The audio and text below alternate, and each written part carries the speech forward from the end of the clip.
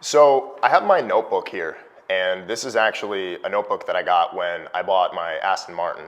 And I only use this notebook for really important things, and I have other notebooks for business and all this stuff. So this is kind of like basically a journal. And every time I look at it, it reminds me of how far I've come from 5 years ago when I was driving a beat up car with a dent in the side that didn't have heat in it or a radio in the dead of winter in negative 10 degrees. So inside of this book, and what I'm going to share with you in this video, is something called integration of the shadow. And because this section of this course is called Transcendence of the Self, we're going to talk about a lot of different things, but these are actually, and I don't know if you can see in the shot, but I have actually Post-it notes that I wrote out probably a year ago now, and it's a lot of different psychological concepts and kind of how to hack your psychology and to use these psychological concepts for self-improvement and to become a better person and to do better in every aspect of your life. And this is a business course, but the entire goal of starting a business and making money is to make your life better off than it was before. And so you can make money and you can be one of these people that are rich and flexing, but a lot of rich people that I've met who are a little bit older and who haven't mastered these concepts are unhappy. And even though they might have a little bit of money, they aren't living the dream that they set out to live when they got started. So we're going to go through these here, and I'm going to read off, and this is going to be completely unedited, and I'm going to read off basically exactly kind of these ideas that I had that are really, really, really powerful ideas. And so we're going to get into it here. So let's see where it is. And I'm just going to read through, and you can put this on in the background. You don't necessarily have to watch the video. But the shadow is the side of yourself that you push away. And so you can walk through life feeling like you're the man. You can walk through your life feeling like you are the king of earth. But if you've experienced any sort of life or any sort of hardship in your life, there's something called trauma. And a lot of the times as children, we experience a lot of trauma. Maybe you got bullied, maybe you got a horrible situation at home, or you had a horrible situation at home, or maybe you're just not in the best life position. And so the shadow is that little voice inside of your head that's holding you back from being successful. And a lot of the times, and I've said this a lot of time, is you have to have a conversation with the person that's holding you back, and 9 times out of 10, you just have to look in the mirror. And the way that you do that is you integrate the shadow and you become better. And it's a lot of basically just giving yourself self-love. So I'm going to read through here. And so the shadow is that everyone has a shadow, and the shadow is the person that you're ashamed of. And it's the person that you didn't wish you were, and it's the part of you that you wish you weren't. And so the exercise that I have for you here, and we're going to talk about like some other different concepts and it's a concept that I used at 21, and it's in one of my favorite books called King, Warrior, Magician, Lover. And it's super powerful, and these exercises are very powerful, and if you do them, you're going to see a result. And if you do them enough times over the course of your life, then you're going to feel a lot better, just naturally as you go through your life. You're going to feel better when you wake up in the morning, and that's my goal with this section of the program. So here's the exercise. So you want to visualize a time in your life when you felt inferior, when you felt embarrassed, when you felt rejected, despondent, hopeless, when you had a lack of courage. A time in your life where you felt truly ashamed of who you are or who you were. And a time in your life when you felt like you were undesirable in the world. And so that image that you have, that image is from the past. And in order to integrate the shadow, you have to bring that image into the present, and you kind of have to visualize it and see it. And so you want to talk to your shadow, and you want to ask him or her how they feel about you, how you've dealt with him or her, or how you've treated him or her, and you want to see how they feel. And you want to have that conversation with yourself from the other version of yourself in the past that you really didn't like or you felt ashamed of. So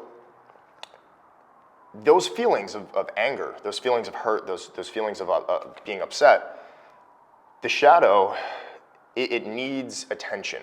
And you have to give it attention because the reason why you feel a lot of the trauma in your life and you haven't released that trauma is because you haven't given that side of yourself attention. And so it's just subconscious repression. So You want to ask your shadow, and you ask yourself, what you can do to make up for the fact that you didn't pay attention to them for such a long time. So that's exercise number 1. Now, those feelings of inclusion, you have to kind of be proud of your shadow. And your shadow, because it's a part of you, it's always going to be a part of you. That's always going to be something that happened in your life. That's always going to be a part of your human experience. And so if you're truly content with yourself, the opinions of others, rejection, comparison, etc., are going to affect you way less than they do before. And so this is where a lot of envy and jealousy comes from, because a lot of people have grown up their whole life and have not done this, and they've maybe experienced a lot of bullying, a lot of hatred, a lot of trauma, a lot of vitriol, and it just doesn't it affects them so much to where they're so reactive. And when you truly love yourself and you really don't have much hate in your heart, you're not going to be as reactive to the things that people say about you in person, or the things that people say about you on the internet. So you have to constantly relate it back, and you can't just push it away and not deal with it. You can't self-sabotage, basically. And so even if you do your best to mask it, you truly become an entirely different person. And this is why you see a lot of people who just play caricatures of themselves. And so realistically, the shadow is always going to be there in the background. And it's going to affect your life sometimes without you even really knowing it or realizing it. And it has deep effects on your psyche, and deep effects that a lot of people don't even realize because, like I said, they haven't dealt with it. So without giving your shadow attention, it can make you do things that are incredibly self-destructive. And I'm sure you've seen this time and time again with so many different people online or in person. And you have to really do this so that you stop self-sabotaging and you stop the self-destructive behavior. So let's talk about the next idea, with the idea of the snapshot. And so most people, they're looking for a perfect experience, a perfect partner, the perfect amount of money per month in the bank. And this snapshot that you have of where you want to be, it can absolutely cripple you because it's a fantasy, because it's actually not reality. And so you hear a lot of people say, if only I had this, I'd be happy. Like I bought a supercar at 25, and I thought when I was making $100,000 per month and I had a supercar and I was able to travel the world and do all these things at such a young age, I thought that I was going to be happy. And you wake up, and this might sound a little out of touch, but this is just my own personal experience. You wake up and you feel like normal. You can wake up in a penthouse in Dubai and feel like shit about yourself. You can feel good about yourself, but you still feel the same as where you were before after the dopamine and the serotonin wears off, after that high wears off. So that's important. So a lot of people, they have this idea of the snapshot, and the snapshot isn't necessarily reality. And you have to constantly, when you make a new snapshot, right? It's like I bought a supercar at 25, and now it's like, okay, well, now I want another one. Or now I want, this place to live in, or I want to go to this country. And you have to manage the gratitude with the vision that you have and the things that you want to create in your life. So that's super important. And so pain is never going to go away, and uncertainty is never going to go away, and constant work is never going to go away. And so this is the reality, right? This is something called the pain threshold. And so now there's certainly a form of a snapshot to where you have less stress or less life stress. And it's mostly involved with wealth and the acquisition of resources. And if you aren't in the best position and you're watching this video, that's why you joined this course. That's why you joined this program, is to learn these things of how to get to a position where you just have simply less life stress. But you're still going to have relationship stress. You might have family stress. You're still going to have things that go wrong, but money definitely makes it easier. And so the snapshot that exists is usually in relation to money, or like I said, the acquisition of resources. So in terms of money, this number usually falls around $6,000 to $8,000 per month of net free cash flow, to where you start to actually feel free. And so that's really only a client or two. And so it's really easy to get to that point where you can have less life stress where you're making and taking home that amount of profit per month. And you can do that within 30 to 60 days and change your whole game. So for the average person in America or first world country, see, there's people who work jobs, and there's people who work in finance and banking, in all these different disciplines or all these different industries. And they might be making $100,000 a year, $120,000 a year, but then they're getting taxed and they have a BMW and they have a family and they're living in a $5,000 apartment in New York City that they can barely afford with 3 roommates. And that $120,000 or that beautiful number that everyone likes to see, that $10,000 a month, it ends up being only about $1,000 or $2,000 left over. And so you want to get to the point where you're actually taking home the money that you're actually making. And that's why you enrolled in this program. So we as humans, we're programmed to survive, to accumulate as much as possible so that we don't die. And therefore, the goalpost continues to move as our old snapshot becomes our new normal. So, example of that. When I got to the point, I remember I said, when I first became an entrepreneur, when I started my agency, this is 2.5, almost 3 years ago now, as I'm recording this, I wanted to get to a point, I was already making about $150,000 per year when I was 22 and 23. And I went from having $20 in my bank account to a 6-figure sales job basically overnight. But it took me a couple months to really get good and 14, 15 hours a day in order to really do that. So I was used to that. And I remember I used to say, like, I just don't want to be broke anymore. And so I remember I got my first like $2,000 paycheck for the month of what my hourly salary was. And I felt like I was king of earth. And it eliminated so much life stress. And then I got a nice apartment, and then I got a nice car, and I had heat in the wintertime, right? And I was able to basically see all of the things that I wanted when I graduated from college. I achieved it in about 6 months. And I remember looking back, and I remember I was in my apartment back in Philadelphia where I used to live, and I had these floor-to-ceiling windows, and I could see like the skyline and the sunset and everything. And I remember standing there, and I was drinking like a coffee, and I had the headset on for my sales job, and we were working from home because it was the middle of 2020. And I remember looking out and just staring out into the distance and saying, that's it? Like, this is it? This is the dream that they sold me? The go to school, get a good job, and make 6 figures a year, right? And so that thing that happened to me was really eye-opening because I realized that I had achieved my prior snapshot. And then I realized that I was wasting my potential because I felt so much bigger than I actually was. And a lot of the times the external reality doesn't match the internal reality that you have. So that's a very tangible example of the snapshot becomes the new normal.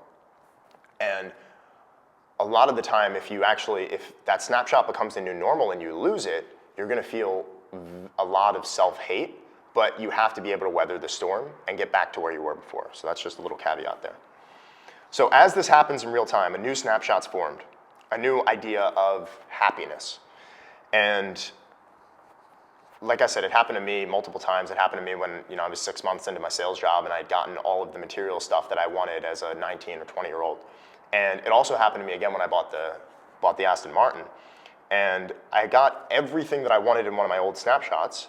And now it's like you see, a villa in Spain or a villa in Greece or a penthouse or a villa in Dubai. And it's like, okay, well, now I want this and I want this and I want this. And I think a lot of us, we live in this constant pursuit of material wealth that a lot of people lose their soul in the process. And you don't want that to be you. So when the goalpost always shifts further, you forget where it started out and it's pushed further down the field, right? Let's see if there's a soccer football net, and it's just slowly moves and moves and moves and moves and backwards and backwards and backwards, and you're constantly just running. And so many people, they forget because they're so tunnel vision to where they want to go and the material wealth that they want to achieve, they forget to look back and see the cleat marks or the boot marks in the field. And you have to always take time to go and look back and reflect and appreciate how far you've come. And that's really important. And so just make sure you appreciate the journey of how far you've come to where you are today. And even if you're not in the best situation or you're just starting out, make sure you take a look back at the journey and be appreciative of it. And always remember that that makes you who you are. So, let's talk about some other things, and I have these post-it notes, right? So that was in the notebook. And so if there's failure or a big success, you have to say to yourself and be the type of person that's gonna keep going. And that true confidence, and I wrote this down in all caps, true confidence is living in uncertainty and keep moving forward. You keep moving forward when you live in uncertainty because nothing is guaranteed, nothing is certain. And you wanna make sure that you know that everything is uncertain, but you know that you're the type of person that's not gonna crumble, that's always going to be pushing the bleeding edge of what's possible and always moving forward and doing your best. It's very important. So there's also 3 aspects of reality that no one can avoid. And so like I said earlier, pain, uncertainty, and constant work. And if you could defeat your villain once, if you could defeat your villain once and for all, that there is no more progress. And if you're the hero in your own story and you defeat the villain, then there's no more story. And the villain is who really keeps pushing you forward, and this is an idea that I heard years ago. And you have to make sure that you're always progressing in some way, whether it's bettering your relationships with your friends or spending more time with your friends or spending more time with your family or making sure you're progressing with the things that you want to achieve in business, right? Making sure that maybe it's not even business and you want to make an impact or you want to influence the culture, you want to do good things for the world and move with integrity and authenticity and you're becoming a better person. Or maybe it's your fitness, right? You're in shape, you're working out, you're doing the best that you possibly can in order to stay on top of everything. And just make sure that you're always moving forward and that you have a story to tell because everyone has a story to tell. And so you have to learn how to love the process of dealing with those 3 things, the pain, uncertainty, and constant work. You have to love that process because starting a business and all this stuff that you're learning is going to be hard and it's going to be super difficult. And it's not fun sometimes. It's really difficult, it's stressful. And sometimes it's not rewarding because you feel like you're working for so much and you haven't gotten the results yet. And it's like that picture, if you've ever seen, where the guy is mining for diamonds and the guy up top starts to head back and the other guy keeps going and he's about to hit gold or diamonds. And so when pain, uncertainty, and constant work, when they appear and you identify it, you can then see or use that as a tool or a weapon to defeat it, right? So if I know that there's a bunch of constant work and I say, okay, well, I have a lot of work to do, because I'm the type of person where I'm the hero in my own story, I know that this pain, this uncertainty, and this constant work, if I get that done, that adds to the story. That allows me to keep moving forward. And that's powerful, and that's very important. And so it allows me to defeat all of the things that come up in my life. And sometimes you're gonna go through periods where you might feel like you can't defeat all the things in your life. But you absolutely can, because I haven't met a person who hasn't, every time someone has said, oh, I don't know if I'm gonna make it through this, I haven't met a person alive who has not been able to make it through it. So, the worse the adversity, the greater the opportunity. And the highest form of creative expression for a human is to create something, and to create something new in the face of adversity. So that's a powerful idea. When people get depressed, they don't end their relationships, they get pulled back from their lives. And so relationships are like handholds that you allow to pull yourself and get pulled back into your life, right? So relationships. So if you're depressed, the first thing a person does when they're depressed is they isolate and they don't feel good. And relationships allow you to basically grab on and pull yourself back into your own life. And the best thing to do if you're depressed is spend time around people that you love or people that you care about or your friends or online communities like the one that we have or talking to people on a call or on Zoom or on the phone. All of these different things, if you're in a state of depression, a state of sadness, you're able to bring yourself back to reality and know that you're going to get through it. And that's a super powerful idea, and I love that idea.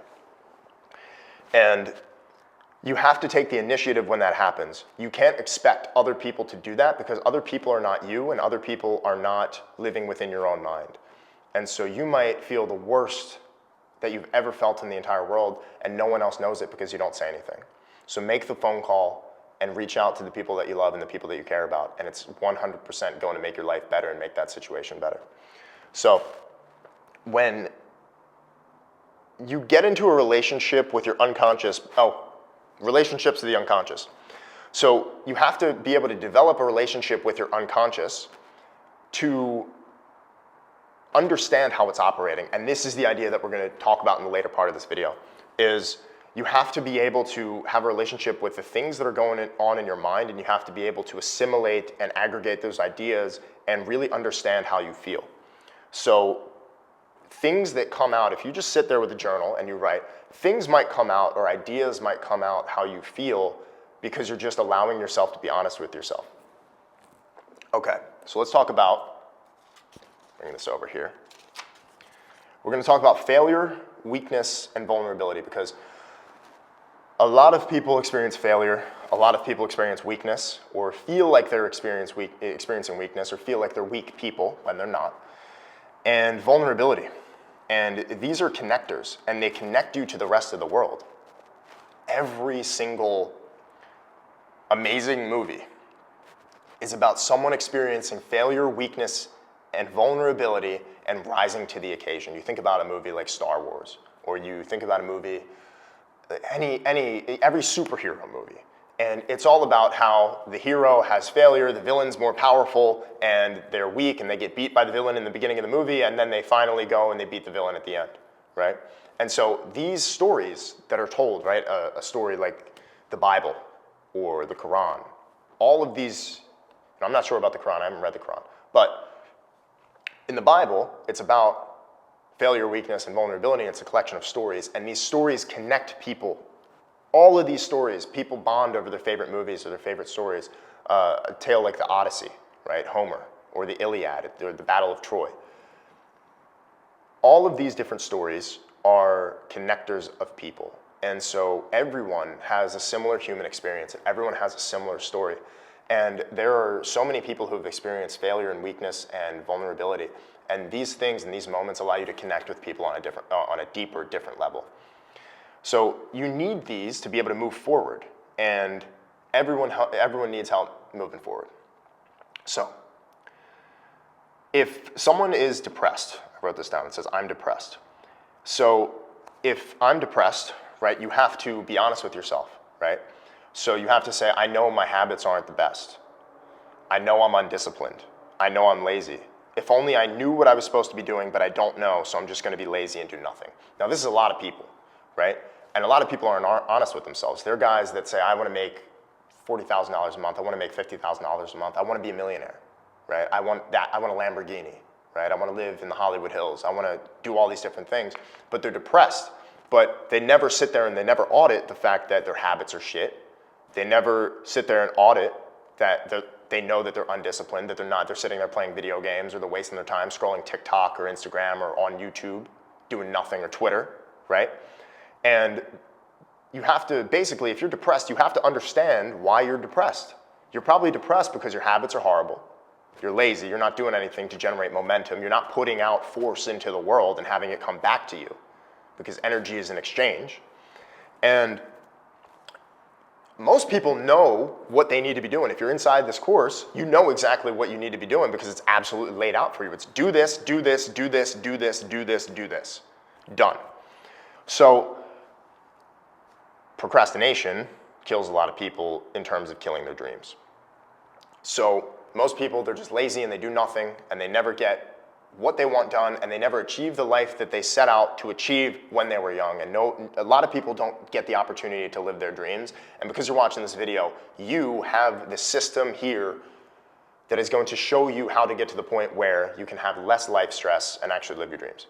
So let's go to the last one here. So you have to give someone the feeling that they can change right now, and no one can do it by themselves.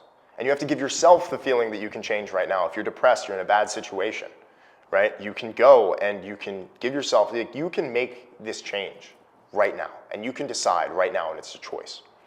So what you have to say to yourself in order to give yourself the opportunity to make this change is that I'm going to do the best I can right now, today.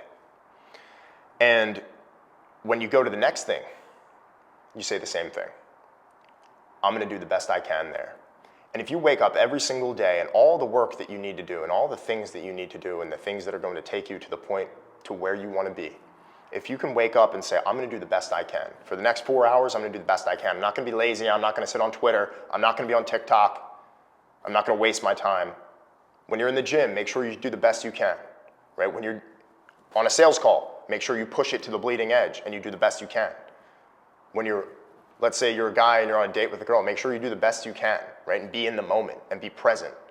Or if you're a girl, you're on a date with a guy, right? Or you're spending time with your family, be present, be in the moment, right? Do the best you possibly can. Because this stuff, little moments, I forget where I heard it, but little moments make up our lives. And if we're present in every moment, and we can take that almost to the extreme, where we can be there and listen and be there with the other person or the other people in our lives, when we look back on the stories that we have and the experiences that we have, you're going to sit there and be like, wow, I lived a beautiful life. So these are the Post-it notes. Now, we're going to talk about next one of my favorite ideas, and it's something that I did when I was 21 for the first time, and I was a senior in college or fourth year in university, about to graduate. And this is a technical exercise of integrating the shadow, which is how we started this video out. Now, integrating the shadow is interesting. So this comes from an idea of one of my favorite books, and the book is called King, Warrior, Magician, Lover, and it's by Robert something and Douglas Gillette. Just look up the book, find it on the internet somewhere. It is one of my favorite books because it talks about human psychology. And at the end of the book, there's an exercise. So the idea of this king, warrior, magician, lover are the different archetypes that we experience throughout our lives, right? The magician is someone who has a lot of knowledge, right, and shares knowledge with the world, kind of like I'm doing on this video. The king is the embodiment of all of the archetypes combined, a leader, a powerful leader, a force, someone that's, giving back to the people and doing good. The lover is the creative. It's, the time that you spend with other people, the love and all those things that you have in your life. The warrior is the person that wants to go to battle, right? Who wants to go out into the world and make something happen. And so when you experience trauma in your life, those different archetypes that we experience are kind of skewed sometimes, right? I'm sure you guys have seen, one of your friends who is maybe always in love with someone, or always getting their heart broken. And so this is the shadow side of the lover. Or you see, maybe not me, but some of these other people who are selling things on the internet where they will lie, cheat, and steal in order to go and take your money. That's the shadow side of the magician. Or you see a politician running their country into the ground. That's the shadow side of the king. And the shadow side of the warrior is the person who either is going to sit and be depressed and lazy because they have a battle to fight and they're too scared, or the one who always wants to go to war when it's not profitable or when it's not the best idea, who always wants to go to battle. The warrior, right? Those guys that fight in the street outside bars. And so these parts of yourself are all created through trauma, and it's due to usually it's due to a lack of self-esteem. And the way we can create self-esteem is I really encourage you guys to go read this book, but you want to have, so you can identify the different parts of your life where you're a king, right, or a queen, or you're the magician, or you're the lover or the warrior, right? And the parts of yourself where you're like, okay, well, maybe it wasn't the best possible decision to go and have that argument with my significant other, or maybe it wasn't the best decision to fight that guy in the street, or to pour my heart out over text messages and then it gets screenshotted and sent to the group chat, right? So you can identify all these, or parts of being a leader where it's like, I feel like you can say to yourself, if you're in this position, I feel like I'm not strong enough mentally to be a leader. I don't feel like I'm at the position in my life where I believe in myself enough to be a leader, the shadow side of the king. And so right from these different archetypes, and maybe you're writing from the side of the lover that's kind of hurting you in your life, right? And then right from the side of yourself where you're absolutely at the pinnacle of who you want to be. You're the best version of yourself. And so that side is called your ego. And what you really want to do in the exercise is you want to take your journal and you want to have a conversation with your ego and the best version of yourself, and you want to imagine who that person is. What do they look like? What kind of clothes do they wear? Who are they? And you want to have that conversation and speak from that perspective or write from that perspective, and then write from the part of yourself that you don't like very much, the part that you're ashamed of. And you do that throughout these different archetypes, and that is the exercise in order to integrate the shadow. And I did that at 21. And you can also do this, you don't have to write, you can also do it imaginatively, let's say in a mirror. And it might be a little weird if you have roommates or something like that, but it's an exercise that is genuinely going to impact your life in a positive way, because you're going to be able to understand how your subconscious perceives everything and how your mind works. And then not only make it better and assimilate the shadow and the ego into each other, but you're going to become a better person because you're going to understand your feelings and how you react to the world better than people who haven't done that. That's how you integrate the shadow. So I'll see you guys in the next video.